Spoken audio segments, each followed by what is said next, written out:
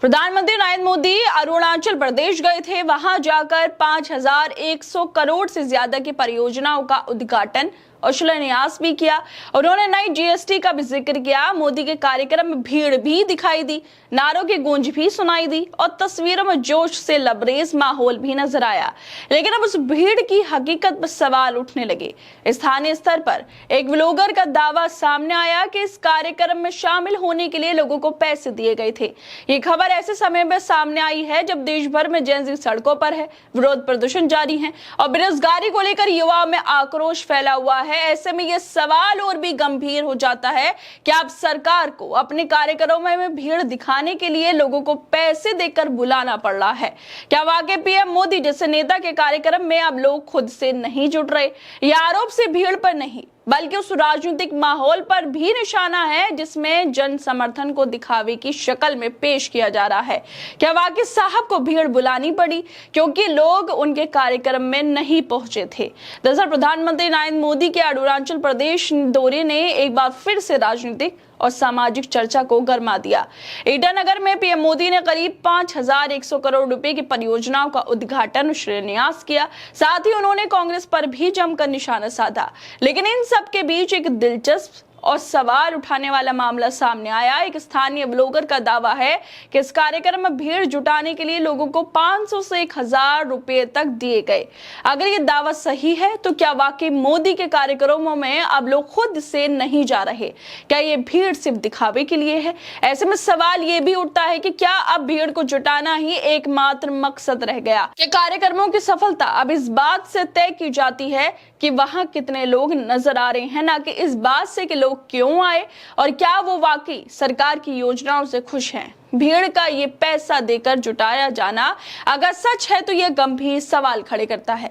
क्या जनता को पैसे देकर ही बुलाया जा सकता है? कि योजनाओं का लाभ दिख नहीं रहा या उसका असर महसूस नहीं हो रहा जो लोगों को खुद ब खुद खींच लाए? प्रधानमंत्री मोदी ने ईटानगर में जनता को संबोधित करते हुए कहा कि मेरा आज यहां आना 3 वजह से विशेष हो गया।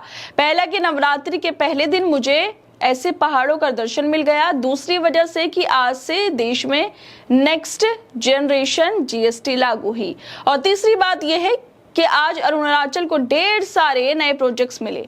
बीजेपी के डबल इंजन की सरकार के डबल बेनिफिट का ये एग्जाम्पल है। उन्होंने नॉर्थ ईस्ट को अष्टलक्ष्मी कहा और लास्ट माइल कनेक्टिविटी का एग्जाम्पल भी दिया। लेकिन अगर वाकई इतना विकास हुआ है तो फिर कार्यक्रमों के लिए पैसे देकर लोगों को बुलाने की नौबत क्यों आ गई? क्या जनता को ये विकास जमीन पर नजर नहीं आ रहा? इतने बड़े स्तर पर योजनाओं की घोषणा करना, नई जीएसटी लागू करना, लेकिन क्या जनता इन सब से खुश है या उन्हें सिर्फ दिखावे की तरह देख रही है? विकास की असली कसौटी तो यही होनी चाहिए कि लोग खुद आगे बढ़कर स्वागत करें, ना कि पैसे देकर उनका उत्साह खरीदा जाए। दूसरी तरफ यह भी सोचना जरूरी है कि अगर वाकई में लोगों को 500 से 1000 रुपए देकर बुलाया गया तो ये रोजगार की नई परिभाषा हो सकती है। क्या अब मोदी सरकार की योजनाओं से रोजगार नहीं मिल रहा बल्कि कार्यक्रमों में शामिल होने के लिए भाड़े की भीड़ बनाकर रोजगार का विकल्प दिया जा रहा है कि कम से कम आपके खाते में 15 लाख तो नहीं आए लेकिन 500,000 जरूर आ जाएंगे कार्यक्रम में शामिल होने के लिए?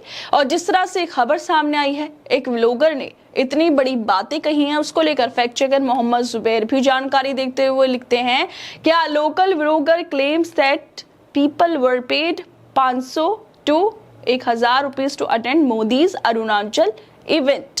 मोदी के कार्यक्रम में पैसे देकर बुलाया गया। ऐसी बात करते हुए वो व्लॉगर साफ साफ कहती है सरकार को क्राउड दिखाना था, लेकिन सच ये है कि लोग सिर्फ पैसों के लिए आए थे। किसी को 500 मिले तो किसी को 1000 रुपए दिए गए। नरेंद्र मोदी के कार्यक्रमों को लेकर लगातार ये आरोप लगते ही रहते हैं कि पैसे देकर भीड़ को बुलाया जाता है। देश हो या विदेश, पैसे दिए जाते हैं। लेकिन अब एक व्लॉगर ने ही यह खुलासा कर दिया कि पैसे दिए गए थे। तो क्या वाकई पैसों के दम पर ही भीड़ दिखाई जा रही है, जबकि असलियत ये है कि लोग खुद से इन कार्यक्रमों में आने को तैयार नहीं हैं? खैर दोस्तों, आप लोगों को क्या लगता है इस वीडियो को लेकर? हमें अपनी राय जरूर दें और बाकी तमाम खबरों को देखने के लिए जुड़े रहिए हमारे साथ।